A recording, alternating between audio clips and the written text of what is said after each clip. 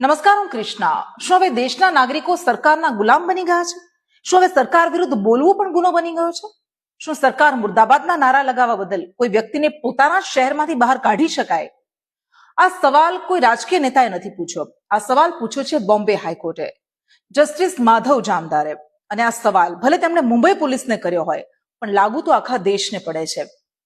આ ટિપ્પણી માત્ર એક કેસ પૂરતી નથી, આ સમગ્ર લોકશાહી માટે એક મોટો સંદેશ છે. આખો કેસ સાંભળો.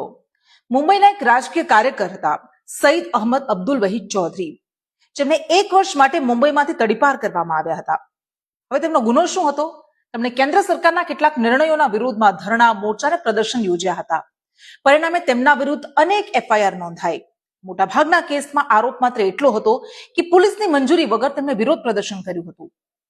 આ કેસની સુનાવણી દરમિયાન જજે કહ્યું કે આ શું છે? દેશના તમામ નાગરિકોને ભારતીય સરકારના ગુલામ બનાવવામાં આવી રહ્યા છે. તેઓ વિરોધ પ્રદર્શન નથી કરી શકતા, આંદોલન નથી કરી શકતા. આ શું ચાલી રહ્યું છે? આટલા બધા પેપર લીક થયા છે, લોકો વિરોધ કરે તો તમે તેના પર કેસ કરી દો છો. આ શું છે? વિરોધ કરવાનો અધિકાર તો નાગરિકોનો અધિકાર છે. અરજદારે માત્ર બીજેપી સરકાર મુર્દાબાદ, અમિત શાહ મુર્દાબાદ જેવા નારા લગાવ્યા છે. નાગરિકો આવા નારા કેમ ન લગાવી શકે?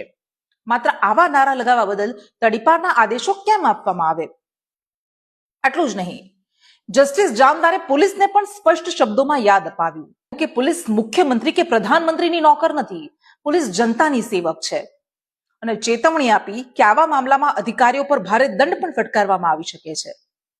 કહ્યું કે માત્ર સરકારની નીતિઓનો વિરોધ કરવો, ધરણા કે મોરચા યોજવા અથવા તો સરકાર વિરુદ્ધ સૂત્રોચ્ચાર કરવો કોઈ વ્યક્તિને તડીપાર કરવાનો આધાર ન બની શકે.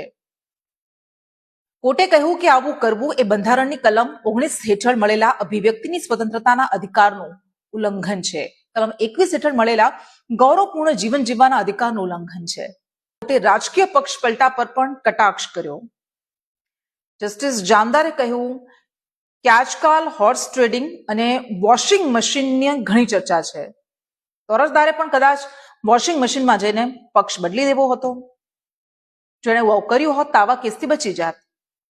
અને આ જ સંદર્ભે ચૈતર વસાવાના કેસમાં મેં થોડા દિવસ પહેલા જ વિડીયો બનાવ્યો હતો. આ ટિપ્પણી ભલે વ્યંગાત્મક હતી, પણ તેનો સંદેશ ખૂબ ગંભીર હતો. લોકશાહીમાં સરકારની ટીકા કરવી, સવાલ પૂછવા, શાંતિપૂર્ણ વિરોધ કરવો આ બધું ગુનો નથી. આ દરેક નાગરિકનો બંધારણીય અધિકાર છે. અને કદાચ એટલા માટે જ બોમ્બે હાઈકોર્ટે દેશને યાદ અપાવ્યું, સરકાર જનતાથી બને છે, જનતા સરકારની ગુલામ નથી. નમસ્કાર.